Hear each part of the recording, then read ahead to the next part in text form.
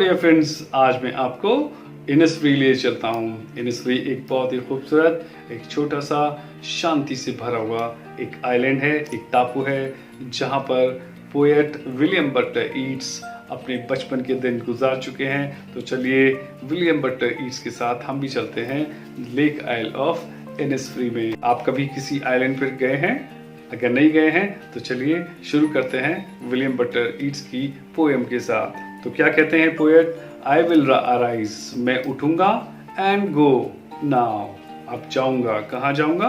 And go to Innisfree, कहाँ जाऊंगा? Innisfree जाऊंगा। इनिसफ्री आइलैंड में एक ऐसी जगह है जो बहुत ही शांत है, बहुत ही खूबसूरत है, और कवि का बचपन वहाँ पर गुजरा है।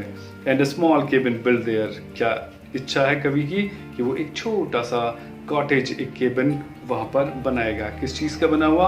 ऑफ क्ले एंड वेटल्स में, जो कि मिट्टी का, और वेटल्स यानी कि टहनियों का, खपच्चियों का बना हुआ होगा। जहाँ पर सेम की जो फली का जो सब्जी होती है उसकी वहाँ मैं 9 रोज उगाऊंगा, और a hive for the honey bee, और हनी बीज के लिए एक छत्ता भी बनाऊंगा। And live alone in the bee loud place, और उन भिन भिनाती हुई बजिंग मधुमक्खियों की आवाज के बीच में अकेला रहूंगा। And I shall have some peace there, और मुझे वहाँ कुछ शांति मिलेगी, क्योंकि शहरों की भागदौड़ भरी जिंदगी में हमें शांति नहीं मिल पाती है। इसलिए हम सब नेचर की तरफ जाते हैं, और लेक भी, टापू भी एक नेचुरल प्लेसेस में से एक होती है। तो for piece comes dropping slow, क्योंकि वहाँ पर शांति, जो पीस है, सुकून है, नेचुरल फॉर्म में धीरे धीरे उतरता है। Dropping from the veils of the morning to where the cricket sings, और जहाँ पर झाड़ियों में झिंगर गाते हैं, और सुबह की जो शांति होती है उस शांति के पर्दे में, मॉर्निंग के पर्दे में छुपी हुई उन झिंगर की आवाज़ को सुनूंगा, जहाँ पर वो उनकी आवाज़ें बिखरी रहती हैं। There midnight's all a glimmer and noon a purple glow, जहाँ पर आधी रात में भी लाइट रहती है, प्रकाश रहता है, और दोपहर को भी बैंगनी रंग की, पर्पल रंग की रोशनी दिखाई पड़ती है। और शाम के समय क्या होता है? An evening full of the linnet's wings, और लिनेट एक छोटी सी खूबसूरत चिड़िया है, वो जब बहुत सारी इकट्ठी हो जाती हैं आसमान में, तो उनकी पंखों की चहचहाहट पूरे आसमान में भर जाती है। उनको पोएट एंजॉय करेगा। तो एक बहुत खूबसूरत, एक बहुत अच्छा नज़ारा, एक अच्छा सीन क्रिएट किया है कवि ने इनिसफ्री का अपनी इन लाइन्स के थ्रू। और लास्ट स्टेंजा में वो क्या कहता है? I will arise and go now, अब मैं उठूंगा और जाऊंगा। For always night and day, हमेशा रात और दिन गुजारने के लिए, स्पेंड करने के लिए।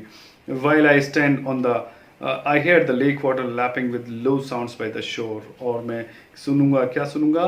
जो वाटर, उस लेक का जो गिरता हुआ झरना है चट्टानों पर, अपने पानी की गिरती हुई आवाज़ को वो सुनने के लिए शोर पर, किनारे पर बैठा हुआ होगा। While I stand on the roadway और on the pavements के, और उसके माहौल को वो अपने दिमाग में इस तरह से बसा लेगा कि जब वो वापस लंदन की सड़कों पर पहुंचेगा, तब भी उन ग्रे पेमेंट्स पर, उस रास्तों पर चलते हुए, उसे उन सड़कों पर चलते हुए इनिसफ्री की वो साउंड्स, वो पानी का गिरना, वो झरने का गिरना, वो लिनेट के पंखों की फड़फड़ाहट, और शाम का उतरना, और झींगर की आवाज़ें उसको क्लियर सुनाई देंगी। While I stand on the roadway or on the pavements grey, I hear it in the deep heart score, और वो मेरे दिल की गहराइयों में उसकी आवाज़ें गूंज रही होंगी। तो इस तरह से पोएट W.B. ईट्स ने बहुत ही शानदार, बहुत ही खूबसूरत नज़ारा, बहुत ही शानदार सीन क्रिएट किया है इनिसफ्री का।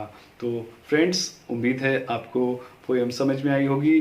तो अब आप इनिसफ्री से वापस आ जाइए, और अगर आपको पोएम समझ में आई हो तो उसको लाइक का बटन दबाइए, अपने दोस्तों में भी शेयर कीजिए, और कमेंट कीजिए अगर आपको कोई डाउट या कोई क्वेश्चन पूछना हो। तो अगली वीडियो तक के लिए मैं आपसे लेता हूँ विदा।